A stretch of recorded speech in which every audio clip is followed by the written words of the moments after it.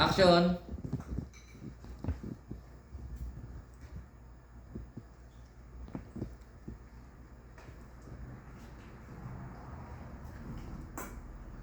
Oh. Kaya yung mukha niyo. Saan galing? Galing kami ng school. Pinatawag kami ng principal. Saan? May binuli daw po sa school eh. Yan. Ganyan ugali niya kasi ni-spoiled mo. Tingnan mo. Di ba kayo walang manners? Nabubuli pa ng kapwa? Ganyan ka pa talaga? Ano ba yan, Pao? Kapatid mo yan, oh. Pinagsasabihan mo walang manners. Eh bakit? Saan ba matututo yan? Di ba sa'yo? Sa pagpapalaki mo? Tingnan mo. Kasalanan ko ba kung mahalin ko ng sobra yung kapatid mo? Mahalin? Mahalin? Ganun ka magmahal, ma? Oo! Ang pangit. Wala siya natututunan.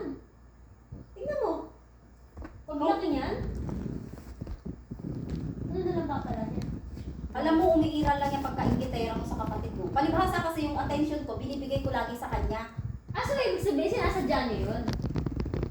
Sinasadya niyo yun? Ha? Hindi ko yung sinasadya, pero ikaw, yun ang pinapalabas mo. Eh bakit totoo naman, di ba?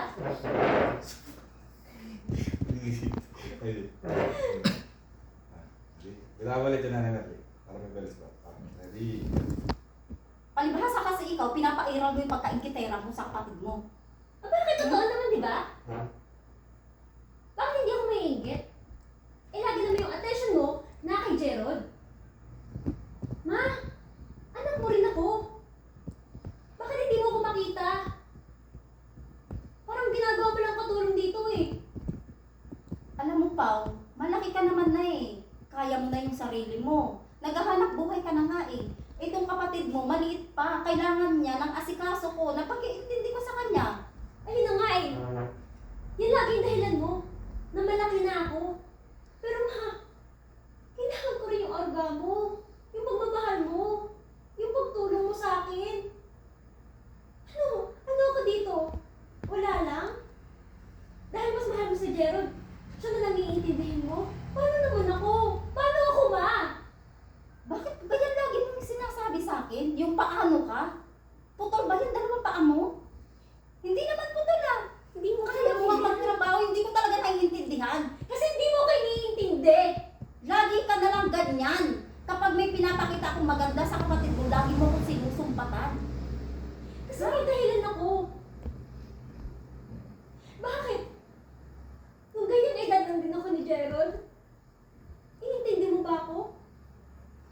Binigay mo din ba yung mga pangangailangan ko? Di ba hindi? Kasi simula nung dumating si Gerald, may bunso ka na,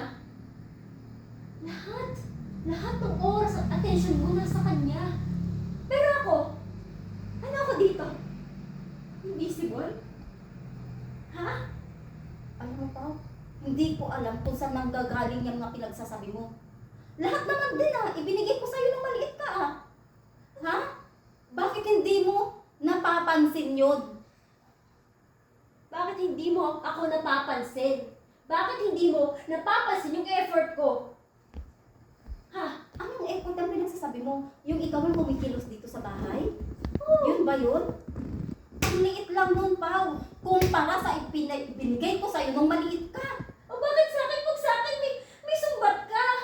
Bakit pag sa akin kailangan ko paghihirapan yung mga gusto ko? Bakit sino ba unang tanumbat dito? Di ba ikaw? Kasi totoo naman Ipinagtatanggol ko lang tong kapatid mo kasi wala siyang masabi sa'yo. Ma, Ang liit-liit pa niya. hindi ako magiging ganito.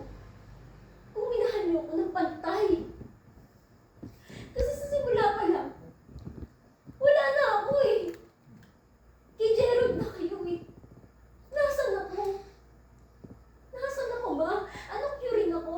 Hindi niyo ako pinalaki para maging katulong niyo dito sa bahay. Ha? Yun lang ba? Wait lang.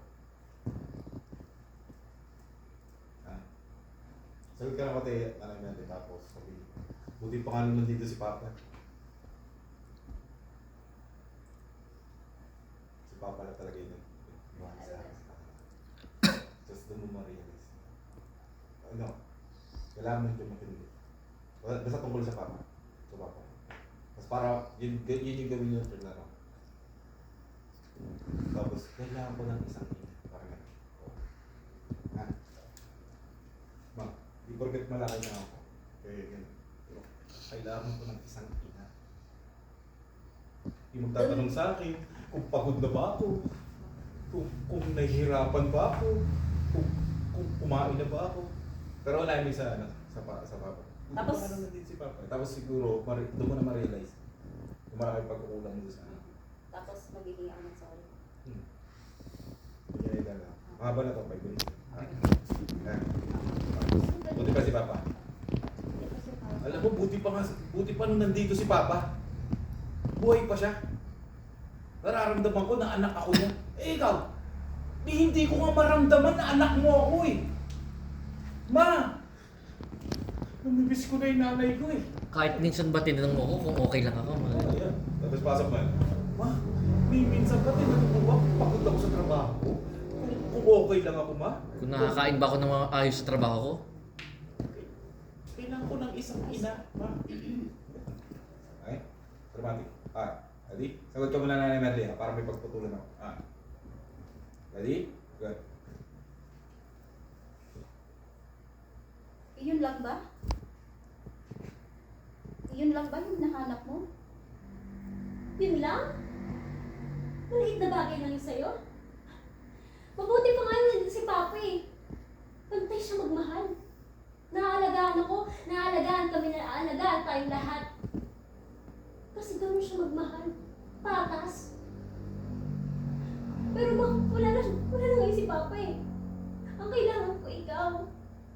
Kailangan ko ng pagmamahal mo. Hindi porket malaki na ako, hindi na ako napapagod. Kahit minsan tanungin niyo lang, okay ka lang ba? Baka pagod ka na. Yung simple tanong lang na ganun mo.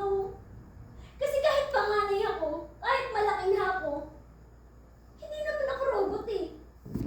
Nasasaktan din ako, napapagod din ako. Kailangan ko kayo, ma.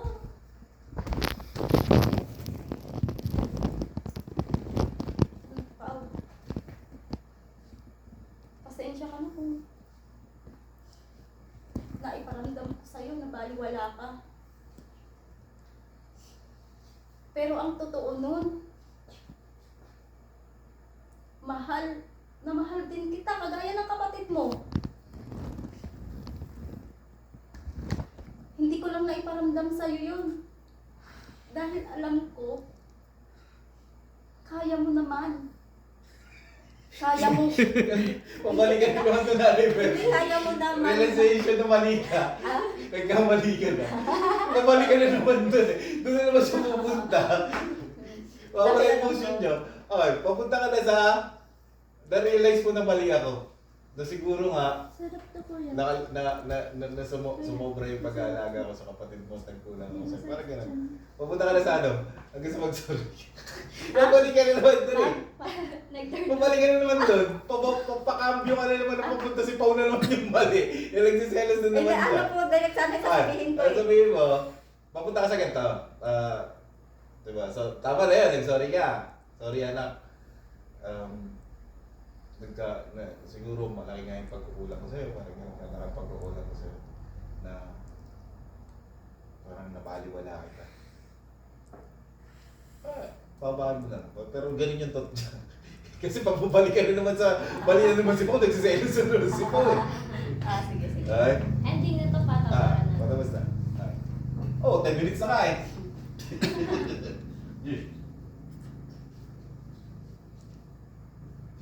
Anak Pao, patawarin mo ako kung hindi ko na iparamdam sa'yo na mahalaga ka rin. Hindi ko naman ginusto na maramdaman mo yun eh. Ang totoo nun, mahal din kita gaya ng pagmamahal ko sa kapatid mo.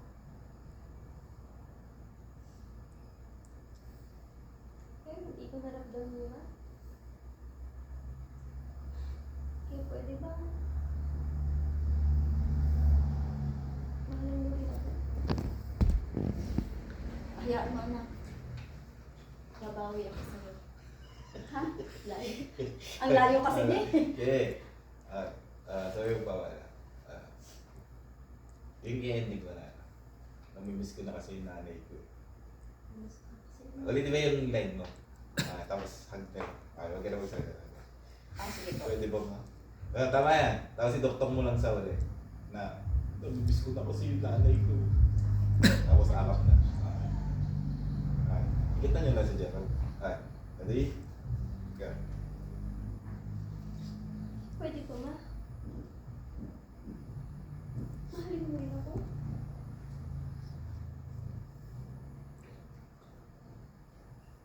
Kalimut ako? Namimiss ko na kasi nanay ko. Na kasi yung nanay ko! Alis na ako sa nanay. Ang ina naman ng boses niya. Pwede ba ma? Nabulong na naman siya, boss. Hindi mo rin ako. Okay. Pwede ba? Mahalin mo rin ako. Namimiss ko na kasi yung nanay ko.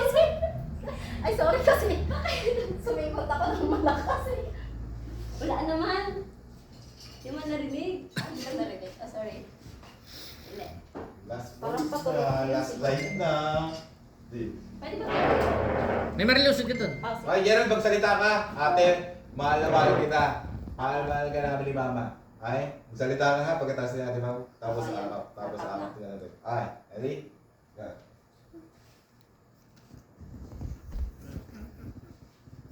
Pwede ba? Mahalin mo rin ako. Ate, mahal na mahal din kita. Mahal na mahal ka namin ni Mama. Gusto ko na magkanalan din.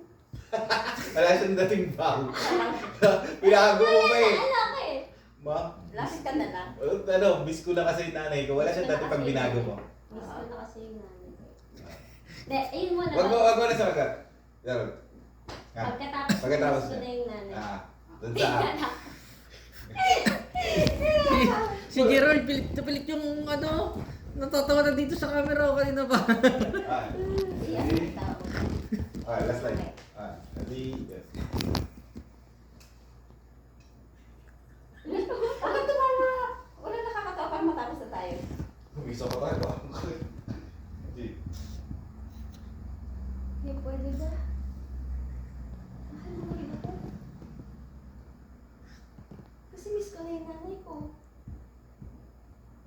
Ikaw. Ate, mahal na mahal din kita. Mahal na mahal ka namin ni Mama. Talaga? Ika nga dito. Sorry, ma.